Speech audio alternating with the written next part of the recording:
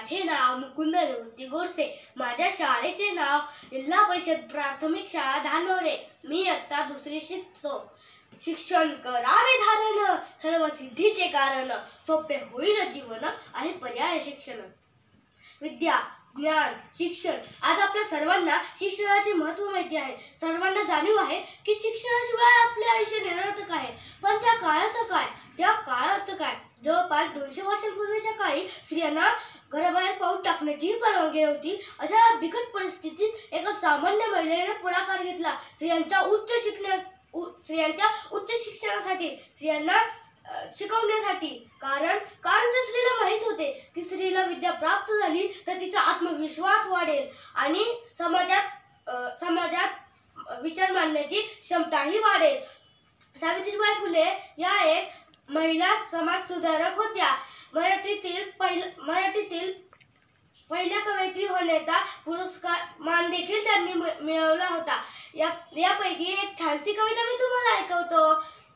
ज्ञान नाही विद्या नाही ते घेण्याची गोडी नाही. ज्ञान नाही विद्या नाही ते घेण्याची गोडी नाही. बुद्धी असूनही चालत नाही, बुद्धी असूनही चालत नाही तयासमान म्हणावे का. देरी हरी पलंगी काही पशु यायचे बोलत नाही. देरी हरी पलंगी काही पशु यायचे बोलत नाही. विचारना आचार नाही तयासमान म्हणावे का. घरात पोरं कमी नाही त्यांच्या खाण्यासाठीही. घरात पोरं कमी नाही त्यांच्या खाण्यासाठीही. ना करीतो उद्योग काही तयासमान म्हणावे का. बाईल काम करत राही ऐतो बहा खात राही. बाईल काम करत राही ऐतो बहा खात राही. पशु पक्षात ऐसे नाही तयासमान म्हणावे का.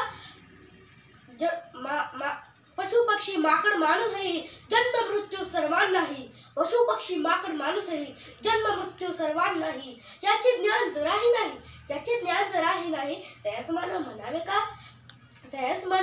का. शेवटी जाता जाता मी एवढंच बोलेन. शब्द के समुद्र में जाकर वो चुन लाती थी मोती भावनाओं की. शब्द के समुद्र में जाकर वो चुन लाती थी मोती भावनाओं की. आज भी जानी जाती है सावित्रीबाई फुले अपने काव्य से. समुद्र की तरह गहरी नहीं पर मिट्टी की तरह गहराई है. समुद्र की तरह गहरी नहीं पर मिट्टी की जितनी गहराई है. निश्चय परिश्रम और नई सोच इनके जीवन की सच्चाई है. निश्चय परिश्रम और नई सोच इनके जीवन की सच्चाई है. धन्यवाद.